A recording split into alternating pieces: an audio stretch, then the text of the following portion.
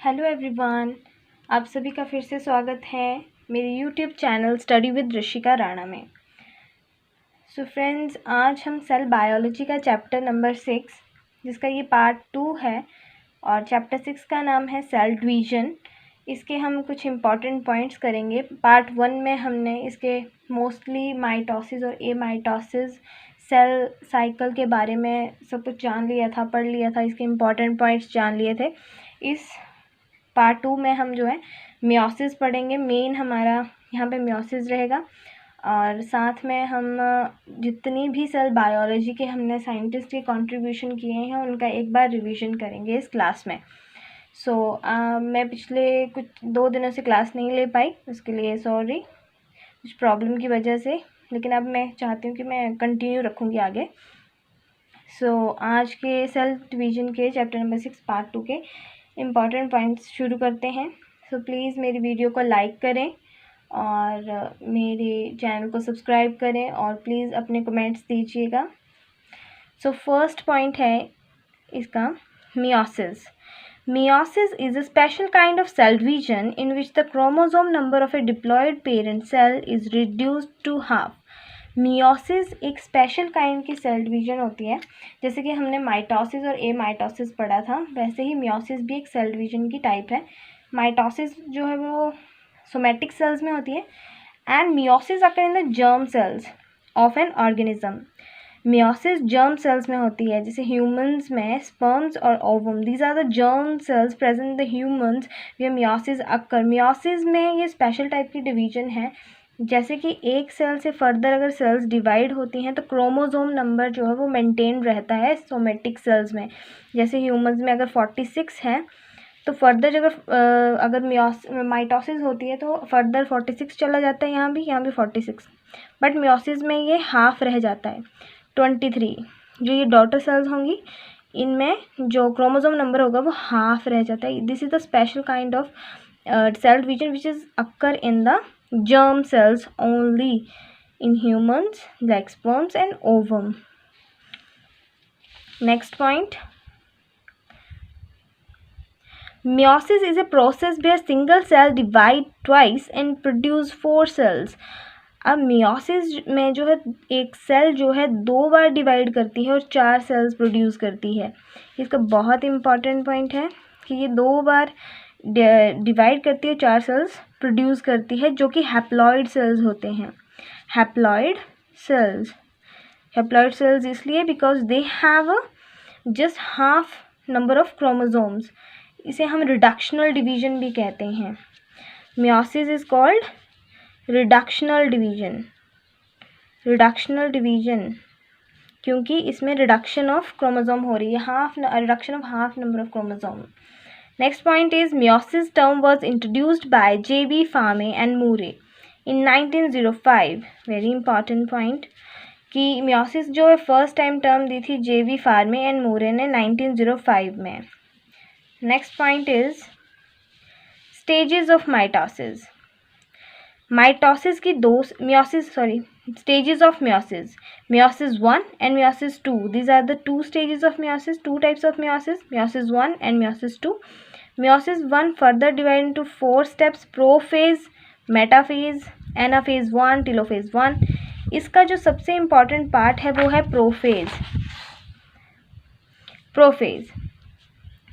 Prophase में further 5 steps हैं। ये सबसे लॉन्गेस्ट फेज़ है। प्रोफेज मियोसिस 1 का सबसे लॉन्गेस्ट फेज़ है और ये वाला फेज़ जो है इसमें 5 स्टेप्स हैं जो कि बहुत ज़्यादा इम्पॉर्टेंट हैं। जिसका फर्स्ट प्रोफेज का है leptotene, zygotene, pachytene, diplotene, diakinesis. इनके हम आगे पढ़ेंगे कि इनमें मेन क्या क्या करेक्टरिस्टिक्स हैं इन सारे इन स्टेजेस के। मियोसिस 2 ये जस्ट लाइक माइटोसिस ही होते हैं। इसमें प्रोफेज 2, मेटाफेज 2, एनाफेज 2, टेलोफेज 2 ये जस्ट लाइक माइटोसिस होती है। यहाँ पे कोई भी क्रोमोसोम के नंबर में चेंज नहीं आता। क्रोमोसोम के नंबर में चेंज यहाँ पे आता है, यहाँ पे सिर्फ सेल डिवीजन होती है। नेक्स्ट पॉइंट इज अब मियोसिस का प्रोफेज 1 जिसमें 5 स्टेप्स हैं।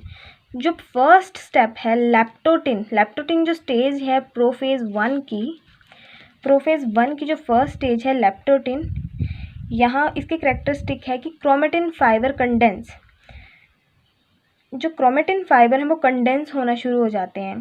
लैप्टोटिन स्टेज ऑफ प्रोफेज 1, इस स्टेज में ये जो जितने भी लेबल्स दिए हुए हैं इनमें सबसे ज़्यादा इम्पॉर्टेंट ये 3 हैं। जाइगोटिन, साइनेप्सिस टेक्स प्लेस, यहाँ पे synapsis, zygotene is a very important stage जहाँ पे साइनेप्सिस होती है। Synapsis means pairing of homologous chromosomes, जिसे हम साइनेप्सिस कहते हैं। Pachytene very important, crossing over occur, pachytene जो स्टेज है वहाँ पे क्रॉसिंग ओवर चलती है। Diplotene, chiasmata formation, chiasmata formation होता है जहाँ पे आपकी क्रॉसिंग ओवर हो रही है, जैसे ये और यहाँ से, सॉरी ये बन नहीं रहा मुझसे, जैसे ये और ये एक है, ये क्रोमोसोम, ये जो पॉइंट्स हैं जहाँ पे एक्सचेंज ऑफ मटेरियल हो रहा है, जेनेटिक मटेरियल हो रहा है क्रोमोसोम के बीच में, तो इन पॉइंट्स को हम, जहाँ पे क्रॉसिंग ओवर होती है, इन पॉइंट्स को हम चिस्मेटा फॉर्मेशन कहते हैं, जो कि डिप्लोटिन स्टेज में हमें क्लियरली पॉइंट आउट हम इन्हें कर सकते हैं। Diakinesis, diakinesis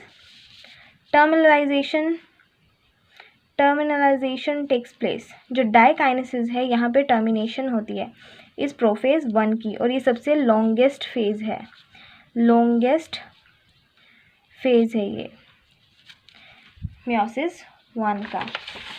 next point is scientist contribution in cell biology. अब जितने भी हम सेल बायोलॉजी में हमने जितने भी साइंटिस्ट पढ़े हैं उनको एक बार रिवाइज कर लेंगे। Janssen 1595 created first compound microscope, जो फर्स्ट कंपाउंड माइक्रोस्कोप था which was discovered by Janssen in 1595। Next Robert Hooke 1665 discover cell in cork. हमने सबसे पहले इन्हीं को पढ़ा था कि रॉबर्ट हुक ने 1665 में कॉर्क में सेल को डिस्कवर किया था। एंटोनो लिवानो hoc 1674 discovered protozoa. Protozoa was first discovered by Livanovhoc 1674। ये जितने भी साइंटिस्ट हैं प्लीज़ अपने नोट्स बनाते रहिए साथ साथ, ताकि आपको ये एग्जामिनेशन में हेल्प करेंगे। बहुत सारे यहाँ से क्वेश्चन आपको आने वाले हैं आपके DGT कमीशन में, और आपके टैट मेडिकल स्टूडेंट्स के लिए बहुत ज़्यादा इंपॉर्टेंट है। प्लीज़ अपने नोट्स बनाइए साथ। Robert brown 1833 discovered cell nucleus. Cell nucleus was first time discovered by Robert Brown in 1833. Next point is Clinton and Schwann, very important names. इन्होंने दिया था cell theory. Cell theory was firstly given by Clinton and Schwann. इन्होंने Clinton ने दिया था all plants are made of cells, and Schwann give the term that all animals are made up of cells. Rudolf Virchow 1858 give famous conclusion omnis cellula e cellula, which means omnis cellula e cellula का मतलब है कि कोई भी cell जो है वो next बनती है from the pre existing cells. कोई भी सेल आगे बनेगी that is formed by the pre existing cells. Omnis cellula e cellula का मतलब ये है। Kolliker 1857 discovered mitochondria.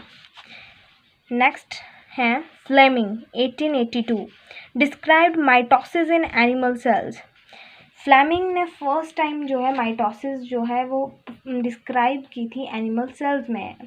जो माइटोसिस है वो सोमेटिक सेल्स में चलती हैं, और which is mitosis is responsible for healing the wounds because it have a mitosis have a capacity to regenerate the cells. Next 14th point is Golgi complex 1898 described bye Camillo Golgi. Golgi complex जो वो first time discover की थी Camillo Golgi ने। Ribosome 1953 George पेलाडे ने। Lysosome 1949 C.D. ड्यूबे, इन्होंने lysosome की discovery की थी। Amitosis first described by Robert Remak. Robert Remak ने amitosis first time describe की थी। अब ए माइटोसिस में डिफरेंस यही रहता है कि ए माइटोसिस जो है इसमें जो न्यूक्लियर डिवीजन है वो अनइक्वल होती है, अनबैलेंस्ड होती है इन कंपैरिजन टू माइटोसिस, और ये कुछ सेल्स में होती हैं जो कि मैंने आपको पिछली वीडियो में पढ़ाया है। सो प्लीज़ मेरी सारी पिछली वीडियोस को देखें। Next point is synaptonemal complex 1958 discovered by Montrose J Moses, जिसे मैंने आपको पढ़ाया कि सिनेप्सिस जो एक स्टेज है प्रोफेज 1 की, जो कि जाइगोटिन स्टेज में होता है ये सिनेप्सिस, इसे हम स्नैप्टोनिमल कॉम्प्लेक्स भी कहते हैं, which was discovered by Montrose J Moses. Important point. So friends, I hope आपको मेरी वीडियो पसंद आई होगी और आपने बहुत कुछ सीखा होगा। अपने नोट्स ज़रूर बनाए होंगे, अगर नहीं बनाए तो प्लीज़ बना लीजिए, और प्लीज़ मेरी वीडियो को ज़्यादा से ज़्यादा शेयर करें अपने फ्रेंड्स के साथ, और इसे लाइक करें और अपने कमेंट्स देना ना भूलें। Thank you so much and have a nice day.